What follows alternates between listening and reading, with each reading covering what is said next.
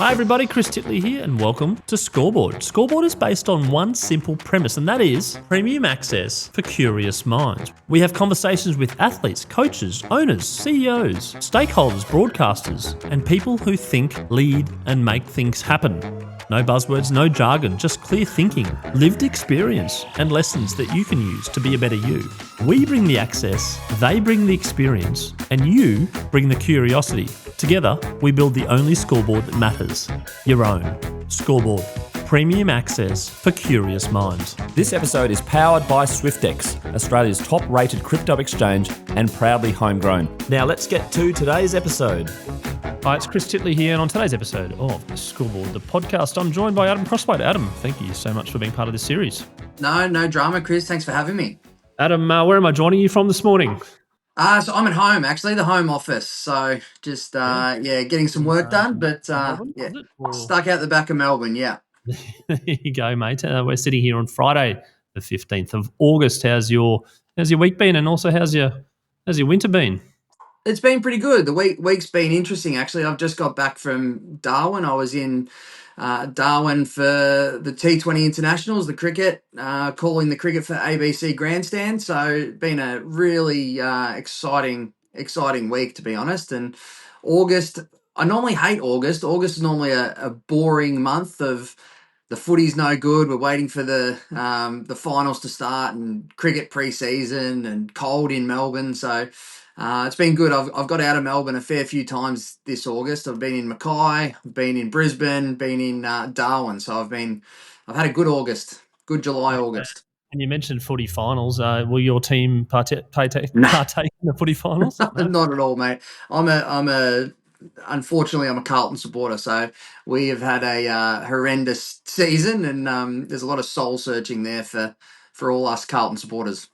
Yeah, no, that's it has been a rough one, and I was just chatting to one of the Swans supporters as well recently, and Ted Richards, and he was saying that a similar thing for the Swans, but there's always next year. Hopefully, it is always next year with that. And mate, you've been bouncing around. Why have you been bouncing around? You mentioned Darwin in terms of ABC. Has it always been with the ABC? So no, I've sort of my media stuff been a pretty crazy sort of ride. I've been doing I did the West Indian Test matches and then the T20 internationals, which has been quite a new thing for me, which has been exciting. But no, I run a cricket tournament, cricket league. The Century Champions League, which we've just been up in Brisbane for our under-23s tournament, and then Mackay for our seniors tournament, which has been, it's been pretty cool. Like we're running cricket tournaments in July and August, which is, something, as you say, from a Melbourne boy, doesn't normally happen. You're playing cricket and doing cricket in July, August, but that's been pretty cool. Mate, tell us about the Century Champions League, the idea behind it, how it all began, and the progress that thus far.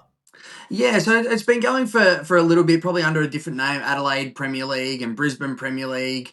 But I've got involved over the last sort of 6 months of, we've rebranded the Century Champions League. And essentially it's cricket tournaments for, we do juniors, 12s, 14s, 16s and 18s in every state. Then we've got an under-23 national competition and a seniors national competition, which is essentially what we're trying to do is make the best uncontracted cricketers in the country, for seniors perspective, the best uncontracted cricketers come together and play in a tournament in August in Mackay. So that was last weekend or 2 weekends ago, which was outstanding cricket and some really good players there pushing for contracts, which is exciting, and we were able to put that onto KO in Australia, but also we were able to stream into India and the subcontinent as well through Fan Code, which was really interesting and an interesting part of business. Which I guess doing my first international media deal was exciting as well. So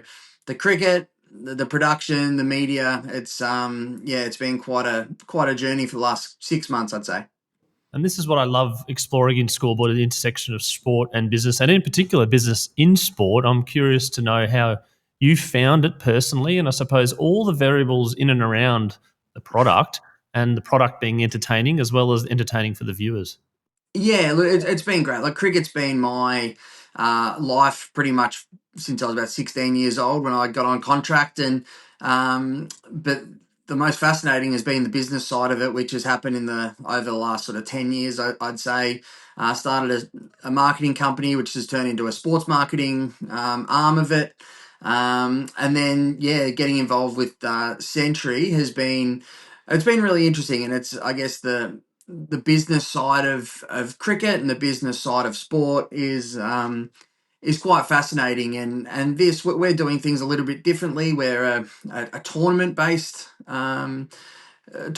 cricket, so 3 day cricket with private franchised owner teams, similar to the IPL, I guess, but at a very different scale, more sort of grassroots and community owners. That then breaking into, I guess, the spot that's just underneath elite cricket, underneath contracted players.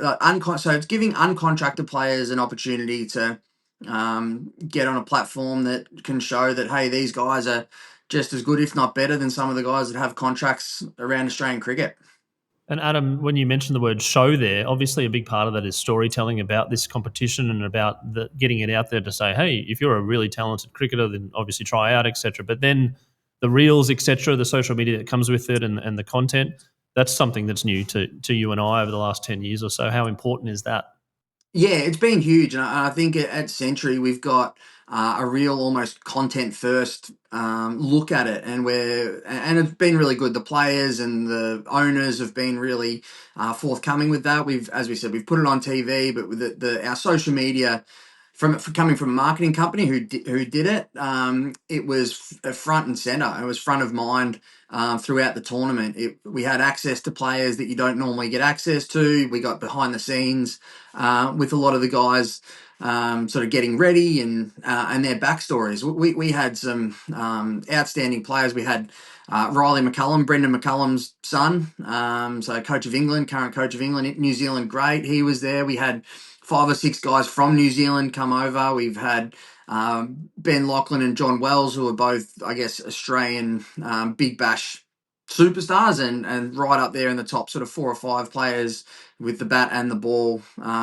Nathan Reardon played for Australia, who was involved. And then we've got that next echelon of player trying to, from every state.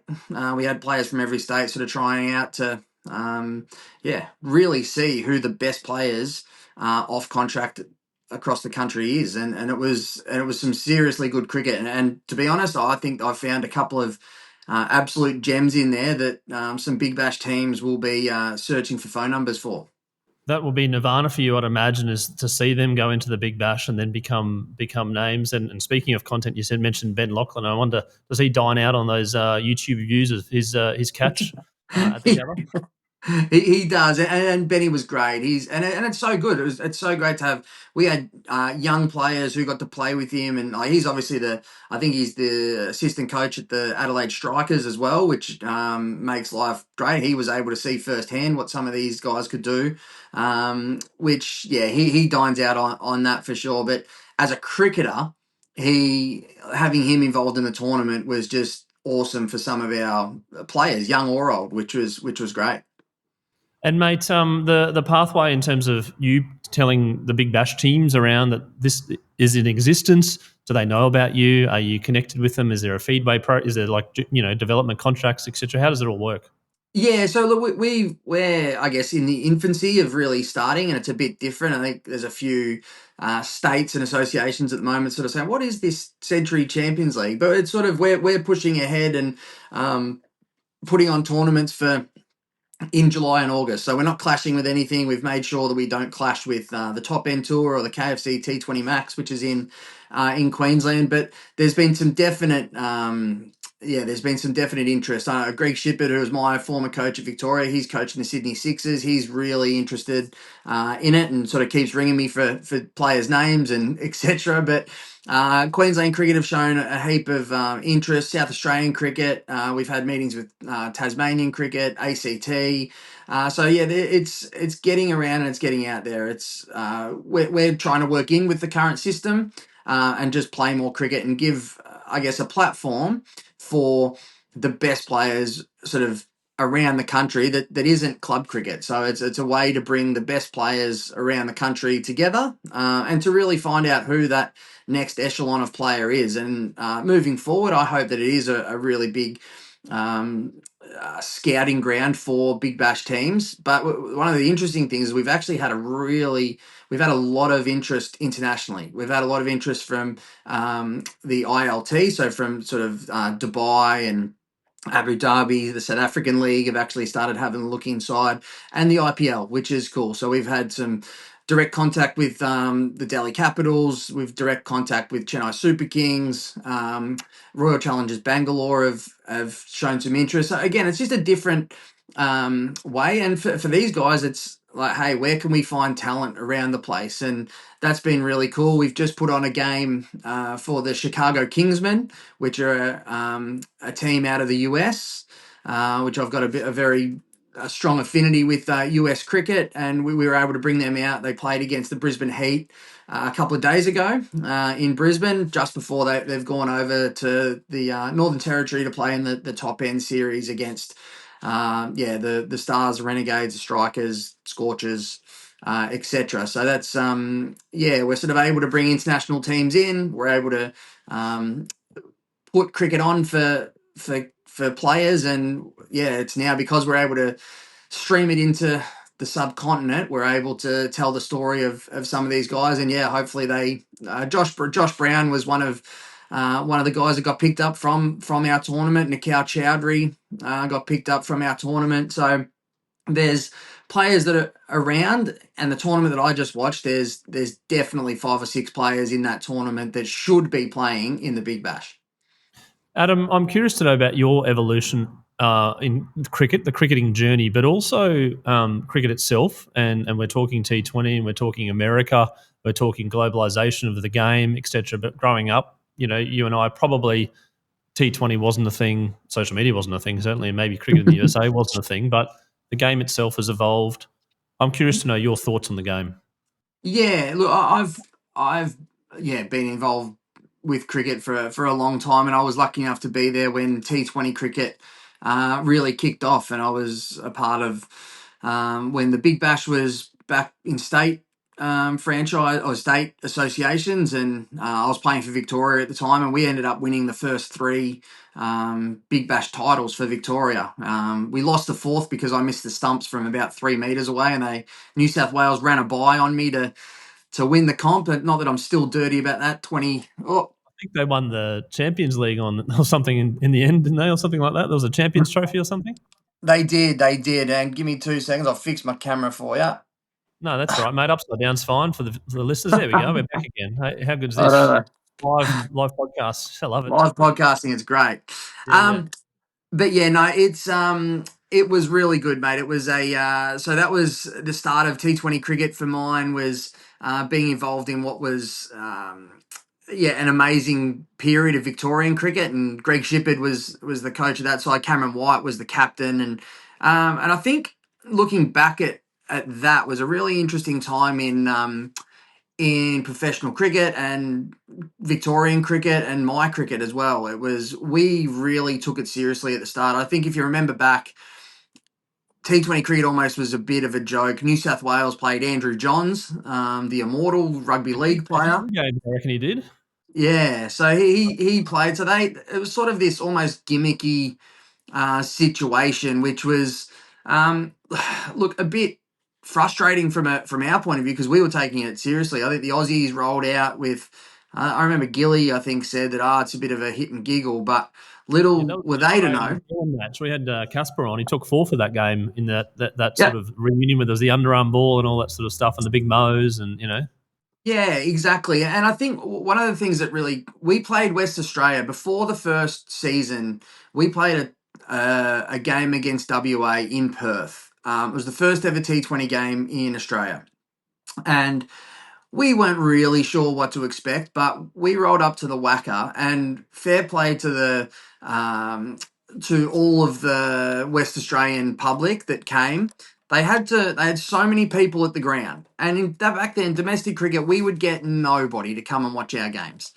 This day, we had that many people that the CEO of West Australian Cricket opened the gates and let kids sit on the boundary side just inside the fence, but behind the boundary. And that was when I think we all thought at Victoria, well, there's something in this, that this is massive. We never get more than 3,000 people at our games. And all of a sudden, we're at the Wacker with 30,000 people screaming. Yeah, we had Warnie, and it was a bit of a show, and it was great. But that was for mine, and I think for all of that Victorian team, and probably the West Australian team, that there's something in this T20 competition, and yeah, we were lucky enough and good enough, I think, to win the first three, and yeah, it really took off from there, and most of the guys that played in that team ended up playing either in the IPL or playing for Australia, and it became what's a huge part of their cricketing careers. And your career in its own right, in terms of one day cricket, was a thing as well, and obviously there was the domestic comp, etc. How did you go with the red ball versus white ball? And I suppose now some advice to kids that have all three. You got red ball, white ball, 50 overs, and you've got long form, and then you've got T20. Yeah, well, I guess for me, I was probably in the end of my career, if I look back on it, was probably more of a white ball player than I was a red ball player, which is fine. But I think as kids coming through now, you need to make sure that you've got your fundamentals and your basics in order before you can start being Glenn Maxwell and reverse hitting and switch hitting and doing all these things and these funky things that we see. But it is a really now it's a profession in its own. Like there you have the ability to really make a name for yourself or make a living being that player that could just be a white ball player. Now, does that give issue to Test cricket and red ball cricket? Probably does. But as an athlete, there is a path forward. I think in both games, I look at them almost these days as two separate sports, and I think the further we go in the development or the evolution of cricket, I think that's what we'll find. It'll become more a red ball. You'll be a red ball player or a white ball player. There's probably only probably two or three, or let's take out our bowling attack for the Aussies at the moment. There's probably only Cameron Green and Travis Head are the only ones that have the ability or are in both teams in Test cricket and T20 cricket. So it just happens our bowling attack are world class and probably all time greats that they can play any cricket that's ever played. But it's going to be interesting to sort of see where the evolution of the game goes. That's for sure. And you just touched on before about the US. So you're still excited about the US as a market? Yeah, I am. I've been pretty bullish about the US. I've had something to do with the US probably for the last 15 years, and predominantly in Seattle. I first headed over to Seattle probably back in the early 2010s. Got a relationship. I've been a member of the Microsoft Cricket Club for the last 15 odd years. So got some really good friends down in The Redmond in CEO Seattle. put an equity stake in a team or bought a team? Is that? Yeah, he bought a team. Yeah, so the CEO of Microsoft owns the Seattle Orcas. So in 2022, I went across and was, I guess, the general manager coach of the Seattle Thunderbolts, we were called.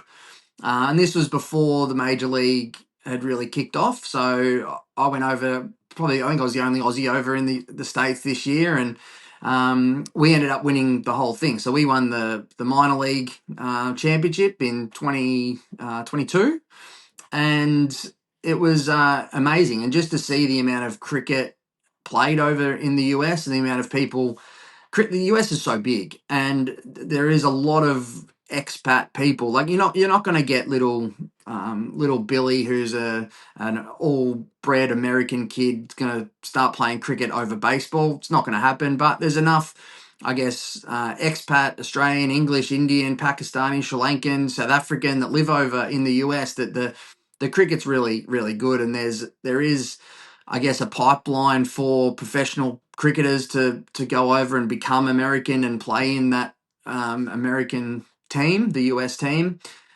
which is excellent. So and the other thing from a business point of view, which I guess we'll touch on, is there's a hell of a lot of Indian, Pakistani um, billionaires that live in England, live in the United States. So these guys, and you only need 10 of them to want a team. At the moment, 6 of them have teams, or 4 of them have teams that to bring cricket into their backyard. And we know that the US put on such a great show that the thing that people are missing that don't understand is that there's more appetite and there's more people with more money than we could ever think of that want cricket in the US. So it'll continue to build. They will create the infrastructure which they're doing at the moment. At the moment, there's probably only 2 or 3 places that you can play higher level cricket in the States, being sort of Dallas, Houston, North Carolina have, and there's a ground down in Miami as well. But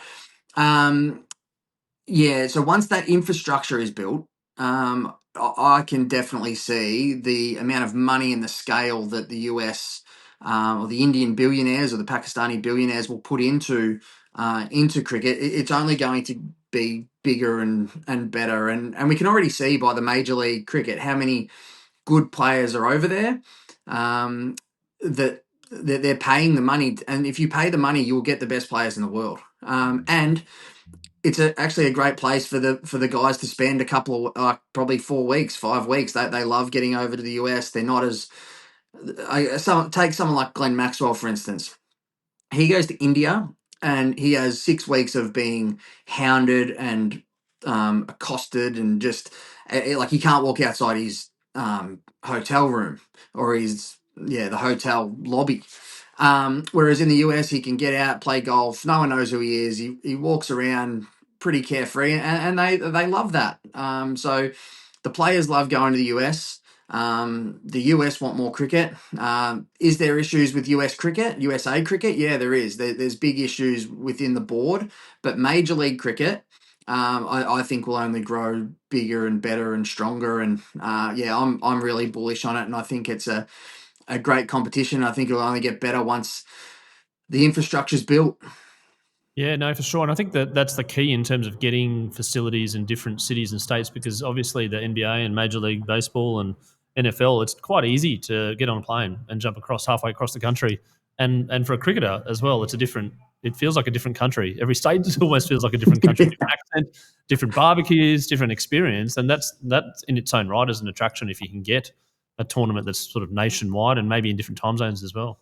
Yeah, well, we looked at it from the minor league perspective. So we were based in Seattle. I was based in, Seattle for 5 months. And you're right. When you go, the difference between Seattle and Houston is chalk and cheese. It's incredible. And then we went across to North Carolina. We went up to Vancouver, even down into LA, San Jose. So it was even just the minor league cricket, the circus that goes on.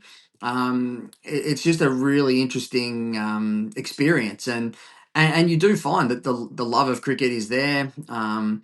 Once, and I keep saying once the infrastructure is built, which is being built at the moment in regards to grounds, turf wickets, facilities, that then the crickets will go from strength to strength. And people look at it now, and sure, you're not going to probably compete right now, but once the infrastructure is built, it will only take 15 to 20 years until those kids have got something, those second generation kids from, I guess, cricket playing nations that live in the US have something to aspire to. And it won't take that long. And especially the US is a great place to live. And there's no doubt that there'll continue to be cricket people move over to the US. And once the infrastructure is there, I wouldn't be surprised. I was not surprised when the US made the Super Eights of the World Cup. That wasn't a surprise to me. I know most of that team because of my time over in the US, and they're really good cricketers. So people that are sleeping on US cricket, should wake up a little bit. They need their administration to get better because the business of cricket over there is a bit. Has been a bit rocked and a little bit shady, but once they can sort that out, there's enough money and ability and want and need to do well over there. Maybe a business opportunity for someone out here in terms of infrastructure as well and build it and they will come. Yeah, it's funny you say that. There is actually a group and it's part of, I guess, the the Century group that we've done. So Stuart Giles and Oh, yeah, a group Kathy called, Reed. yeah, Kathy Reed, Stuart Giles of so not Kathy, this is a Stuart Giles Oh, yeah. project, but yeah, they're over there with the group the Kingsmen, and they're doing a bit of a joint venture to put indoor centers across the US, which is super exciting, and to essentially build that infrastructure that they've created. I think that they're looking at doing 10 to 20 indoor cricket centers across the US over the next couple of years, which is absolutely outstanding, and something that Stuart Giles and that team, that Century group, need to be, or they will be applauded for when they pull that off, because that's building that infrastructure, and that's the type of people that understand the long game of cricket, and I'm super excited to see what Stuart and the team can pull off over there. Oh, brilliant. Excellent. There you go. Big shout out to Stuart Giles and the team, mate. You've played cricket. You grew up, you mentioned 16. You were contracted pretty early. I think it was 17. You coach cricket. You've been involved in cricket. You commentate cricket. You're involved in the USA and the global expansion of cricket and running a league. Do you ever switch off cricket, or is it just part of your life? I think it's a part of my life. I'm for some reason I've ticked over 40 years old and I'm still playing club cricket. So no, I think it's just a part of who I am and what I am. I've tried to at certain times in my professional career move away from it. I worked in healthcare for a little bit. Um, Started a marketing company, but somehow just keep getting pulled back into sports marketing and marketing.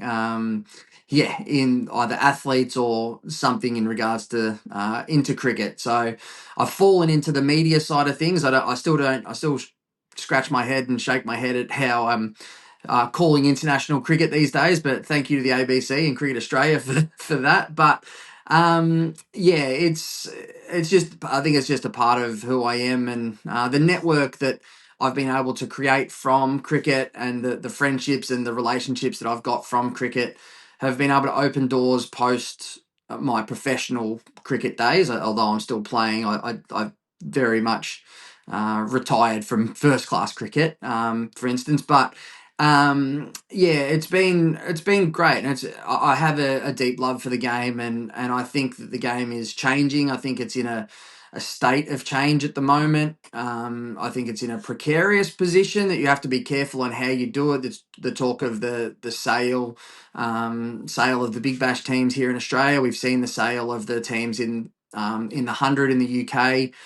From a business perspective, was really interesting. Have they got that right? Is that going to be the good thing for English cricket, or, in the long run? That's still to be seen.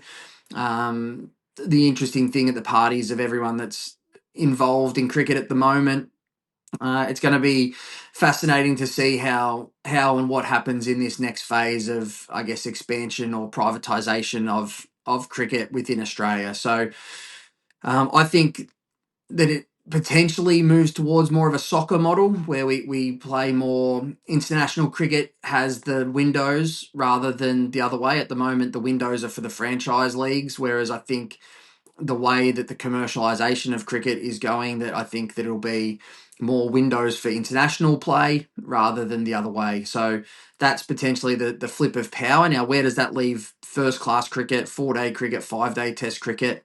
That's a question that still needs to be answered, because the commercial value and the commercial dollars is so big, that we do run the risk of losing that red ball side of the game, which I think everybody who loves cricket, or nobody wants that. We just need to find a way to work with, I guess, that money side, and how that looks. I'm still not sure, but I'm fascinated to be involved and see. Yeah, no, definitely. And Sheffield Shield growing up for me, obviously you get out to the Gabba and you watch it, and you get world class cricketers, and you can take a day off school if your parents allow it and things like that. And there was a big crowd, but unfortunately now it just doesn't seem to resonate more than that, in terms of a couple of, maybe a couple of hundred people going. But it is unbelievable cricket, the Shield cricket. Your time in the Shield, did you enjoy playing Shield, whatever it was called back, maybe Pura Cup, I can't remember, but you enjoy your time there? I did. I loved it, and playing. I still remember making my debut in Sheffield Shield cricket for Victoria was one of the proudest moments of my career, and it still is. And I was lucky enough to play with the great Shane Warne, and the King he handed me my cap. So just the idea of that is that Shield cricket means a lot to me. I still work in calling a lot of Shield games, and I watch a lot of Shield cricket. I see that the skill and the players that are fighting it out week in, week out in Shield cricket. It's you're right. There's not that many people that watch it. And I think this is where the business and the content perspective actually can change. The idea that it's funny, most people, cricket lovers, will understand what's happening in the Shield, and they keep an eye on the Shield, but do they walk through the Junction Oval gates or the Gabba gates when there's a Shield game on? Probably not. But I think that's where content and social media and media in general needs to probably take a bigger step up in regards to that, and how we can be a little bit more content first in that space to make sure that these players and these people I guess, are known to the Australian public, because there's some seriously good players, and we're going to have a really interesting first 4 games of the Shield this year before we know who's going to be in that Australian 11 come the first Ashes test. So it's hopefully there is a lot more eyes on Sheffield Shield cricket. Not just playing for the state there, playing for some positions in one of the most iconic series coming up, coming back off the India series, which I'm interested to know whether you rate that as one of the greatest series of all time. England versus India. Yeah, well, that's it. Like last year, the Australia versus India series was outstanding, was world class. The fact that we get to have India back for the T20s again this year before the Ashes, I think this year we'll break all the numbers that we already broke last year. So we'll break more attendance records, we'll break more viewership records this year with Australia India going around the country. They're going to, I think, 7 venues. So Hobart get a game, I think Canberra get a game. To see Australia versus India. Now that's before a World Cup as well, on the back of in sort of Feb in India and Sri Lanka. So that's going to be massive. And then you hit the Ashes, which is going to be great. They're an exciting team, that English team, and the Bazball mentality that keeps evolving, I think, is really fascinating from a media perspective and a cricket perspective. And hey, who's going to play for Australia? That's the question, I think, and that's what's exciting. What happens? As I said, we've got a world class bowling lineup, and we've probably got a world class player in Scott Boland who might not make the 11, which is pretty incredible. But then, who does the batting for us? I think there's a lot of questions, but who opens? It's a lot of questions before we get to that first test in Perth. Mate, we've talked a lot about the evolution of cricket, but I'm also curious to know about the evolution of a wicketkeeper, mate, in your day and growing up, and the difference now. Looking back at Play HQ cricket, I think you might have got 150 in the final recently in first grade for St Kilda off about 300 balls and faced 50 overs, etc. But growing up, the wicketkeeper bat was probably number 7, number 8, and if you got 30. You'd be, doing your job as long as you took the stumpings and made the catches and not let through many buys. How did that change during your career? And now, what's the wicketkeeper's role? Yeah, I think Adam Gilchrist wrecked it for everyone. Gilly was one of my heroes, and but he really sort of took it to a different level. Whereas I think probably Ian Healy and before that was sort of more about wicket keeping first. Whereas Gilly came in and made your batting numbers extremely important to make sure that you could hold your spot there as a bat, and also potentially get up the top of the order and give more flexibility for the team. We see a lot of Shield teams these days, Australian teams, trying to use the wicket keeper as either a number 6 or if they can push him into the top 6, then you play the extra all rounder, etc. So the batting side of it, the wicket keeping. Have we lost a little bit of the art? Sometimes I think that there's not as many, but I think at the moment you look at English, you look at Carey, who I'm a massive fan of both of them. They both care about their wicket keeping, which I think is the main part of it. You need to make sure that the wicket keeping is seen as important, because you don't want to miss chances, and if you miss chances in Test cricket, you can be out in the field for a lot longer than you ideally want to. So, but those guys are wicket keepers first, which is outstanding, and they're both outstanding batters. We look at Tim Payne in the past. You've had Peter Neville, Matthew Wade, all in their own right, very good wicket keepers. Brad Haddon.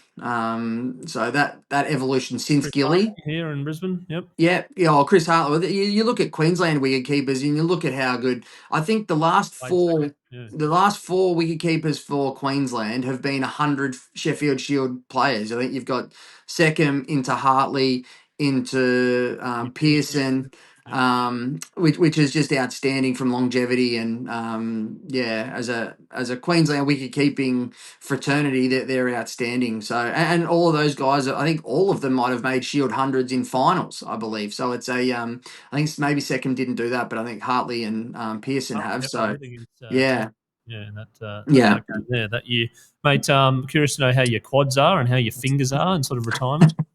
Mate, my fingers are actually okay. So I've got loose joints, so I was able to dislocate instead of break.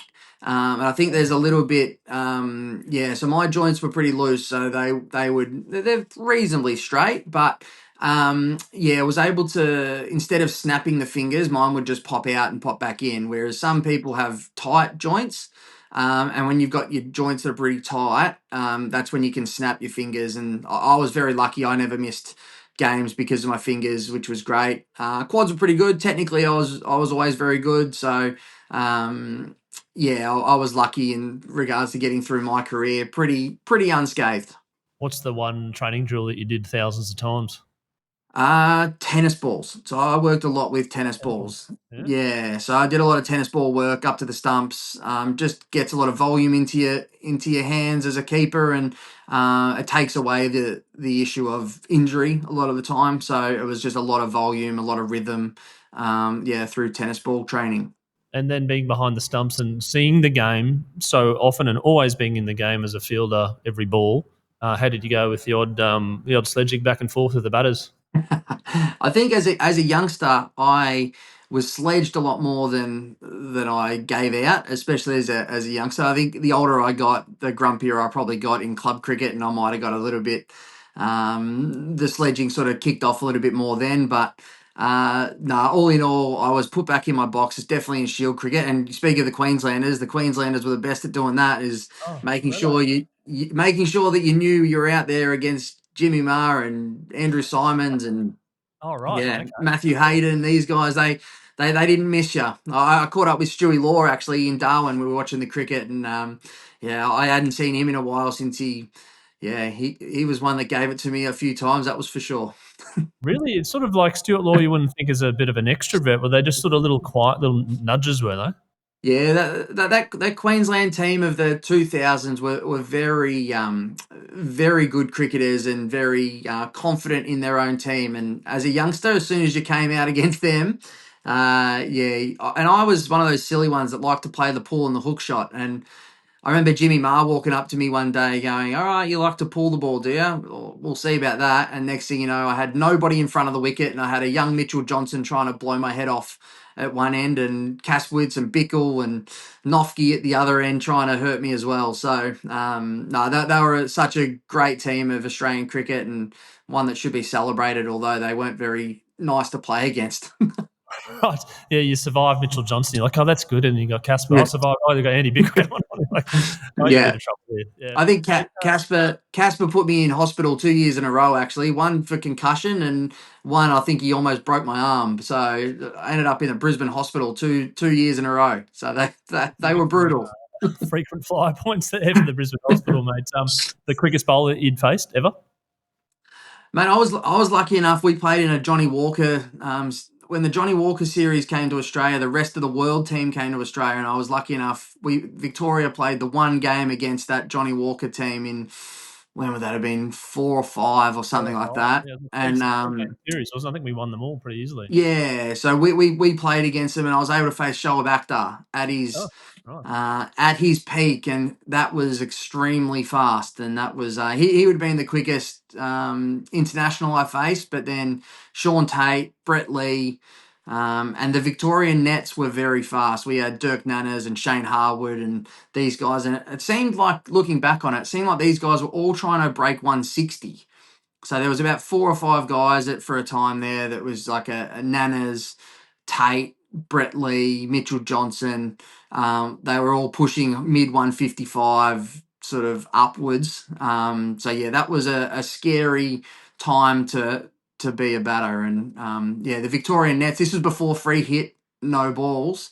The Victorian nets, the boys would make sure they got an extra meter over that front line, so they were even faster in the nets. It was quite scary Very being a action youngster. down by a quarter of to milliseconds in terms of what you had to do. And But I always thought that the coach Greg Shippard would come up to me and go, "Oh, Crossy, you put the pads on first." And I always thought, "Oh, maybe I'm a chance here to bat up the order this week." But the older I got, the more I realised that the boys just weren't sure of the wicket and how it would react. So I was like the sacrificial lamb that walked in to see if Chris Rogers and David Hussey were okay to bat on them. and then therefore they didn't get the broken arms and things like that. Exactly. Exactly. There was a YouTube clip I was watching the other day of Shoaib Akhtar bowling to Shane Watson. I think it was at the Gabba. I can't remember, but there was I think it was the second or third ball on that over. He went over the keeper's head. And I was like, Yeah. that was quick, mate. Let's talk about you for a second. My guests, I always ask about their scoreboard moment, which is a moment in their life which is very vivid, can feel like yesterday, and from that moment things changed. Yeah, I think a score, something that probably changed for me was probably when, yeah, I got delisted from South Australia. So I sort of went from Victoria to Sydney, tried to make it in Sydney, got an opportunity in Adelaide, but then only lasted sort of a year and a half, and didn't play in that, I guess, the second Big Bash.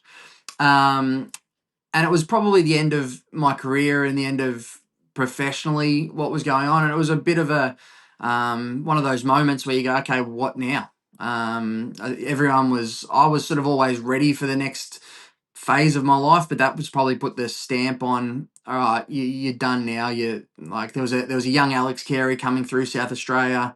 It was time to move on to him, and yeah, so I moved from Adelaide back to Sydney to really, I guess, start my business career and where that took me. So that was a real moment in time where I went, okay, that's I was chasing it for a long time, and now let's sort of move on with life. And I think as a professional cricketer, you a lot of your identity is sewn up into that and into I am a cricketer and that's what I am and what I do. And I think a lot of players struggle with that because it's tough. You go from loving like doing what you love every single day to all right, now I'm back into the real world, and now I need to make a secondary career from on the back of that. So that was probably my moment, my line in the sand, or my scoreboard moment that was huge for me. I was lucky enough to play a lot of professional cricket, and I loved every minute of it. But super excited for I guess what's happened since, and still involved in the game and still love the game. And I've been lucky enough to have some really cool post cricket, post professional cricket opportunities in coaching and media and sports marketing, which is I'm still trying to build at the moment. Mate, the next part of your journey, some of the traits that you learnt as a professional cricketer, some of the high performance traits, what have you taken over, and what are some of the high performance traits that you sort of live by and die by now? Yeah, I think it's a really interesting one. I think when I finished cricket, I thought I need to go into the workforce. I need to forget everything that I learnt within cricket and within sport. I need to learn this corporate way or this business side. I always wanted to work for myself. I always wanted my own business, which we've got in the brand bar now. But it was almost trying to push what I learnt through cricket to the side. Whereas it took me a couple of years to understand that no, most of the things that I learnt through becoming a professional cricketer in the your competitiveness, in your application, in your attention to detail, the get back up after adversity, all of these things that you learn through elite level sport and sport in general actually help you in business. And a lot of the parallels, and you see a lot of things in business that you've already seen in cricket. How to deal with egos, how to deal with people that are better than you, how to compete with people that are better than you, how do you get off the canvas when you just keep getting pushed down or you keep losing or you keep nicking it. Like how do you keep getting up, keep fronting up, and keep an eye on the scoreboard and trying to find different ways to win. There's all these different and analogies between cricket and business, which, as I said at the start, I tried to learn a completely different world in the business world. But so many times I come back to, I see this in business, but I've already been through this in sport. And I think that a lot of athletes and a lot of sports people in general, you don't need to be an elite athlete to have learnt these lessons that you learn through sport. And it could be any sport, it could be footy or cricket or basketball or netball or whatever it is, that your athletic adventures actually can really help with in the business world.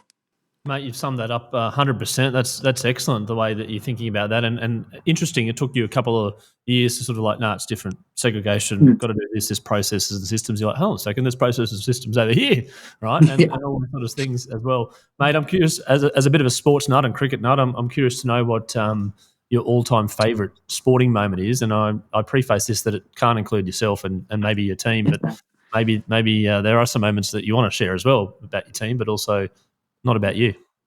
Yeah, I guess a sporting moment that I was there and I was at and I was involved, but it wasn't about myself. Was you talked about Shield cricket and how good Shield cricket can be. I still remember day four in Adelaide one year was I think South Australia needed to chase about 350, and we had Shane Warne and they had Darren Lehman.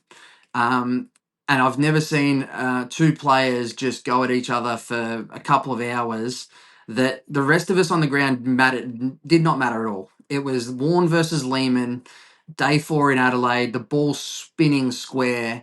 Darren Lehman cutting Warney as much as he could, and Warney, and they were just two very good friends that were competing at the highest level of cricket that I've ever seen, that close. And I think there was probably only 350, 500 people at the ground maybe that watched that, which is a shame because it was some of the best cricket I ever got to see. Warne versus Lehman, which was, and the rest of it was funny because when the over was called, we would, the game would go back to normal. But then when the Warne over started versus Lehman, everyone was just silent. It was like these two playing one on one. So that was a really cool thing to be involved in. That wasn't me, but it was my team. So Mate, yeah, it that's was. what a two iconic cricketers, and both their brains are amazing in terms of cricket at their craft, and you've got them head to head. And I think Yeah. we might see some of that in the Ashes coming up soon in terms of maybe Joe Root against Pat Cummins and those types of rivalries or Harry Brook against Mitchell Starc or something, and you're like, wow, this is the battle. I love it, mate. Here at Scoreboard, we have partnered with SwiftX to help us power our episodes, and SwiftX, Australia's most trusted cryptocurrency platform with over 1.1 million users here in Australia and New Zealand. As part of that sponsorship, they're powering a segment called The Bucket List. And as part of their new TV campaign, Where Can Crypto Take You? I'm curious, Adam, in regards to your bucket list sporting event, an event that you haven't attended thus far that you'd love to attend. Yeah, look, this is pretty easy for me. I know we've spoken a lot about cricket and a cricket nuffy that I probably am. But for me, it's the NBA Finals. If I can tick something off the bucket list, it would be I'd love nothing more than to probably head over to the States and follow a team around through an NBA Finals series back and forth would be something I'd love to do. I was probably been more of a basketballer. I just probably wasn't tall enough or good enough to take that as my sport. But yeah, that's sort of a first love of that game, and I'd love to see the NBA Finals. There you go, mate. Maybe crypto could take you to the NBA Finals. I'll go one step further, that maybe you follow them through the entire playoffs. That would be amazing. Like the idea, let's pick a team. Let's pick New York. The New York Knicks, and you go like you travel with them. It'd be a great way to see the states. It'd be a great way to see some amazing basketball. So yeah, it's an idea. I'd love to do it. I'm actually working with a couple of travel groups that we do some to work into the US, and we get to there's a group called RDK that do some really amazing stuff that you can go and do some work over there, and you can sort of get your professional points up, and they'll take you to different teams and different colleges as well. College sport over in the US is something I'd love to see as well. I haven't. If I can add another one, I'd love to go to see the college football. I'd love to see massive college football game. All that sort of every week, the tailgating, the barbecue. Yeah. So I've had two guests yesterday talk about the Final Four that they'd love to attend as well in terms of basketball over there. But maybe one day I can jump on one of those tours if Scoreboard continues to gain some sponsorship, maybe. Adam Crosthwaite, thank you so much for being part of Scoreboard and sharing your journey from a professional cricketer at the age of 17 to where you are now with the Brand Bar and the Century Champions League. And I wish you all the best in the coming phase of your life and also in the commentary with the upcoming Ashes series. Look forward to following your progress and supporting where I can. Thank you, Chris. Much appreciated.